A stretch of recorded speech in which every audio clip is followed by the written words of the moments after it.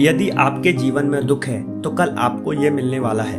एक 80 साल के बूढ़े के पास एक कीमती घोड़ा था। वो घोड़ा उस समय दुनिया का सबसे कीमती घोड़ा था। बुजुर्ग को गांव वालों ने सलाह दी, अभी घोड़ा जवान है, आप इसे बेच दे, इसके अच्छे दाम मिल जाएंगे। बुजुर्ग ने प्रेम से कहा, नहीं, ये कीमती घोड़ा ईश्वर ने मुझे इसलिए दिया है ताकि मैं इससे प्रेम करूं और इसकी सेवा करूं। इसका मेरे पास होना ईश्वर की मर्जी है। यह सुन गांव वाले चले गए, लेकिन एक हफ्ते बाद ही घोड़ा गायब हो गया। गांव वाले बुजुर्ग के पास आकर बोले, देखा, हमने कहा था इसे बेच दो, अब ना जाने किसने उसे चुरा लिया। बुजुर्ग ने कहा, शांत हो जाओ, ईश्वर की मर्जी है, उन्होंने घोड़े को कहीं भेजा होगा। गांव वाले बोले, घोड़ा जाने के दुख की वजह से तुम्हारा दिमाग सठिया गया है। यह कहकर सब चले गए, लेकिन 15 दिन बाद वो घोड़ा वापस आ गया और अपने साथ जंगल के 20 जंगली घोड़ों को भी ले आया। गांव के लोग फिर आए और बुजुर्ग से बोले, काफी किस्मत वाले हो तुम्हें मुफ्त में 20 जंगली घोड़े मिल गए और तुम्हारा कीमती घोड़ा भी वापस आ गया। गांव वाले बोले, अब इन 20 घोड़ों को बेच दो, अच्छे दाम मिलेंगे। बुजुर्ग ने कहा, नहीं, ईश्वर की मर्जी से ये यहाँ आए हैं, मैं इन्हें नहीं बेच सकता।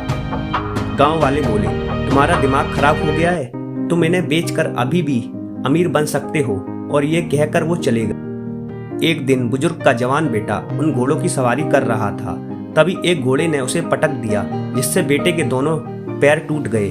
गांव वाले फिर आए और बोले, देखा, खुद को बुद्धिमान समझते थे, यदि उस दिन हमारी बात मानकर जंगली घोड़ों को बेच देते तो तुम्हारे बेटे के पैर ना टूटते और तुम्हारे घर में कमाने वाला भी अब कोई नहीं बचा।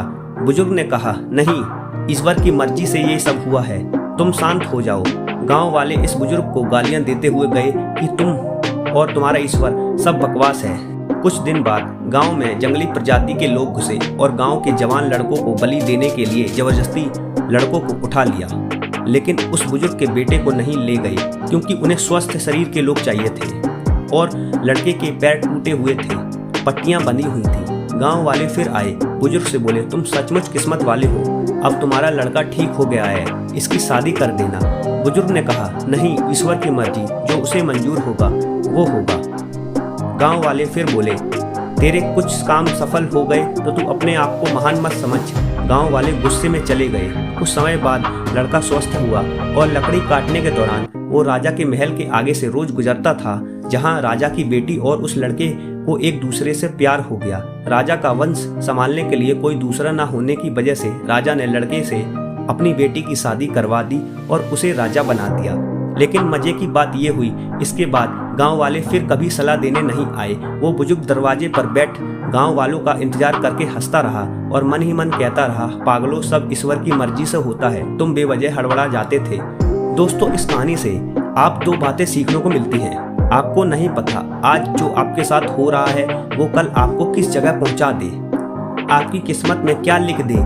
इसलिए आज कितने भी बुरे समय से आप गुजर रहे हो, थोड़ा सब्र करो, ये समय आपके लिए कुछ ना कुछ बड़ा लेकर आया है जो आपको बाद में पता चलेगा।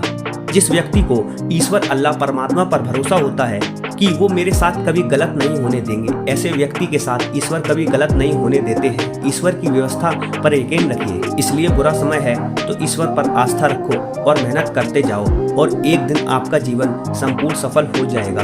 दोस्तों, अगर आपको मेरी कहानी अच्छी लगी तो वीडियो को लाइक करें, शेयर करें, कमेंट करें और आपको ये कहानी कैसी लगी मेरे चैनल हिंदी स्टोरी पाठशाला को सब्सक्राइब कर लें और साथ में बेल आइकन वाले बटन पर प्रेस करें।